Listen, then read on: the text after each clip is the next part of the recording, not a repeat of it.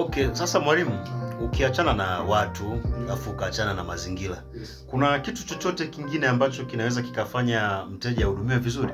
Kipo. Okay. Na hapa ndo kitu ambacho ni kikubwa sana. Hapa kinaitwa mchakato wa huduma. Yaani huduma ni mchakato. Unajua huduma unatofautiana bidhaa.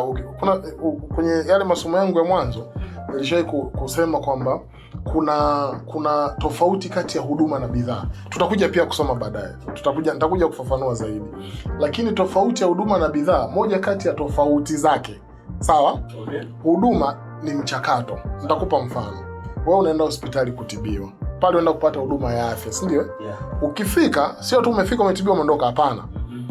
Cha kwanza, utafika sehemu, utaenda kujisajili, si ndio? Yeah. Kwa hiyo kujisajili ni mchakato wa kwanza. Baada ya kujisajili, mchakato gani mwingine unaweza kufuata? Labda kwenda kumuona daktari, si ndio? Kabla kwenda kumuona daktari labda unapimwa. Wanakupima pressure, wajue sijui ngapi, sawa? Hiyo ni hatua ya pili ya mchakato. Yes. Kwa hiyo umeona hatua ya kwanza umejisajili. Hatua ya pili umepimwa pressure nini kabla hujamuona daktari. Hatua ya tatu labda unaenda kumuona daktari. Ukishaonana na daktari, hatua ya 4 unakwenda kupima labda maabara, kuchukua vipimo. Hatua ya 5 unarudi na vipimo kwa daktari akuandikie dawa. Hatua ya 6 unaenda kuchukua dawa. Alafu hatua ya 7 kama ulikuja sijui na bima ndo uende kadi, mfano unaenda kuchukua, unakuta hiyo huduma ina hatua 7. Kwa hiyo ile kuanzia hatua ya kwanza mpaka hatua ya mwisho, hiyo ndo tunasema ndo mchakato wa huduma. Sasa iko hivi, kwenye mchakato wa huduma kuna vitu vitatu vikubwa sana ambavyo inabidi kuviangalia vizuri kama unataka kutoa huduma nzuri kwa wateja wako, sawa? Kitu cha kwanza kikubwa ambacho unatakiwa ukiangalia vizuri, sawa, ni namba ya hatua kwenye kila mchakato. Nimechukulia kwa mfano wa hospitali. Yaani kwamba unaanzia hapa, unakuja hapa, unakuja hapa, unakuja hapa, si ndio? Hatua zinavyozidi kuwa chache ndio huduma inavyozidi kuwa nzuri. Katika hali ya kawaida, mteja hajaja hospitali kuangalia TV. Hata umwekee TV nzuri vipi, hajaja kuangalia TV.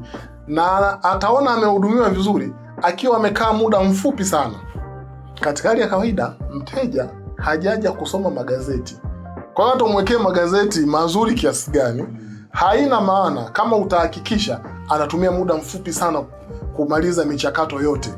Kwa hiyo tu kama unataka kuhudumia vizuri, hakikisha mchakato, hatua zile kwenye huo mchakato zinakuwa fupi kadri iwezekanavyo. Hilo jambo la kwanza. Lakini jambo la pili, kwenye kila hatua, hakikisha kila hatua inatumia muda mfupi sana kwa baadhi ya huduma. Kwa mfano kama huo mfano ambao nimeutoa, sawa? Kwa mfano wewe umeenda hospitali, si ndio? Kwenye hizo hatua nilizozisema, sawa? Hatua ya kujisajili, hakikisha inachukua muda mfupi. Sawa? Hatua ya vipimo vya awali, hakikisha inachukua muda mfupi. Hatua ya mtu kuonana na daktari, hakikisha inatumia muda ule ambao ni reasonable. Nitakupa mfano. Kuna hospitali moja niliwahi kwenda, nikakuta wagonjwa wanalalamika. Yaani kuna daktari alikuwa anapenda sana kupiga story na wateja. Yaani daktari, mteja akiingia anakaa lisana robo mpaka lisana nusu. Mimi nilipoingia nilikuwa sielewi watu, lakini nilipoingia anaanza kuniambia, vipi bwana, jana wewe shabiki wa timu gani? Wewe Argentina au wewe Ufaransa? Unaona? Tunaanza kupiga hizo hadithi na daktari. Tunaongea mule ndani mpaka wateja wengine wanakuja wanagonga. Sasa sio wengine wanapenda hadithi, lakini ukumbuke kuna watu wengine wanasubiri kufanya nini? Kuhudumiwa.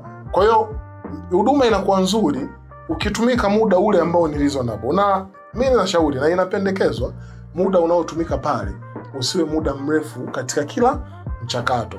Kama ni mchakato wa mtu kupewa dawa, usiwe mchakato mrefu. Yaani mtu akiingia mpaka anatoka, kila mchakato huo unatumia muda mfupi.